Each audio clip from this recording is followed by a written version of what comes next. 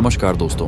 तो दोस्तों, दुनिया का सबसे बड़ा सुपर पावर देश, जिसके पास दुनिया की सबसे ताकतवर सेनाएं हैं और जो दुनिया में सबसे ज्यादा हथियार बनाता है और सबसे ज्यादा हथियार बेचता भी है, वह देश अमेरिका भारत का नंबर 1 हथियार निर्यातक देश बन चुका है। जी हाँ, यूनाइटेड स्टेट्स ऑफ अमेरिका सबसे ज्यादा भारतीय हथियार खरीदने वाला देश बन चुका है।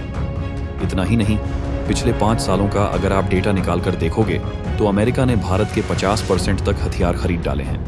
जी हाँ, पिछले 5 सालों में हमने जितने भी हथियार बनाकर दुनिया के तमाम देशों को बेचे हैं, उसमें से 50% अकेला अमेरिका खरीद रहा है और इसकी वैल्यूएशन भी निकलकर सामने आई है। दरअसल पिछले 5 सालों में भारत ने अमेरिका को करीबन $2.8 बिलियन के हथियार बेचे हैं, यानी कि लगभग 22,000 करोड़ रुपए से ज्यादा के हथियार अमेरिका भारत से खरीद चुका है। लेकिन मुझे पता है, आप में से कई लोग इस खबर को झूठा मानेंगे।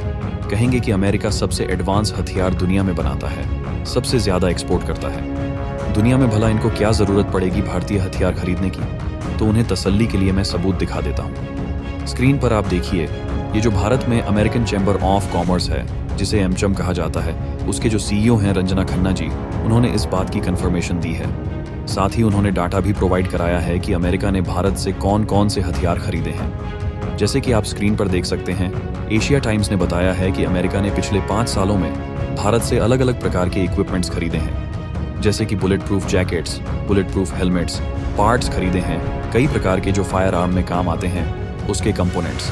इसके अलावा जो आर्म्ड सेलिंग इक्विपमेंट्स हैं वो खरीदे हैं। कई जो वेपन्स होते हैं उनके इलेक्ट्रॉनिक्स भारतीय कंपनी बनाती है। इसके अलावा कई सबसिस्टम हैं, कई एरो कंपोनेंट हैं, जैसे कि जो बोइंग है कंपनी अमेरिका की, उसके कई लड़ाकू विमान के अलग अलग पार्ट भारतीय कंपनी HAL बनाती है।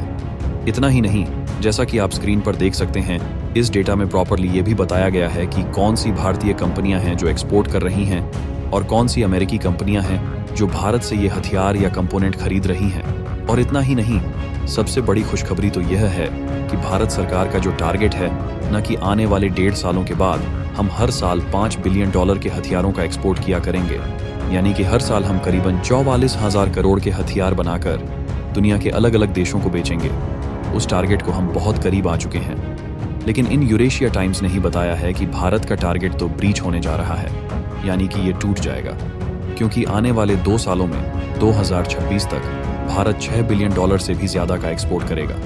और इसका कारण है कि भारत के जो हथियार खरीदने वाले देश हैं, ना वो सारे के सारे एडवांस कंट्री हैं। जैसे कि हम सबसे ज्यादा अमेरिका को बेचते हैं तो दूसरे नंबर पर इजराइल आता है। जी हाँ, इजराइल भारतीय हथियार और भारतीय हथियारों के इक्विपमेंट खरीदने में नंबर 2 पर है। तीसरे पर ब्रिटेन है, चौथे पर फ्रांस है और कुछ इसी प्रकार से लिस्ट टॉप 10 तक जाती है। जी हाँ, फिलीपींस, जिसे हमने ब्रह्मोस बेची है, ना वो 8वें नंबर पर पड़ा है। यानी कि जो आप आर्मेनिया, फिलीपींस देखते हैं कि ये कोई आकाश खरीद रहा है भारत से, कोई ब्रह्मोस मिसाइल खरीद रहा है, कोई AT-AGS तोप खरीद रहा है, ये हथियार जरूर खरीद रहे हैं, लेकिन इनसे भी ज्यादा हथियार असल में खरीदते हैं यूरोपियन देश, क्योंकि ये साइलेंटली भारतीय हथियार खरीदते हैं और ये बहुत बड़े बड़े ऑर्डर देते हैं। कई $100 मिलियन के हथियार चुपचाप खरीद लेते हैं, किसी को पता नहीं चलता। सबसे खास बात, फिलीपींस, आर्मेनिया, श्रीलंका वगैरह देश जब भारत से हथियार खरीदते हैं तो ये लोन के रूप में हथियार खरीदते हैं, यानी कि हथियार ले जाएंगे, उसके पैसे किश्तों में चुकाते हैं। जबकि अमेरिका, ब्रिटेन, इजराइल या फिर फ्रांस ये एकदम अपफ्रंट पेमेंट करते हैं, यानी कि तुरंत सारा पैसा दे देते हैं, जिस वजह से हमें ज्यादा फायदा होता है। इन यूरोपियन देशों को हथियार बेचकर इससे हमारी डिफेंस इंडस्ट्री को जबरदस्त सपोर्ट मिलता है।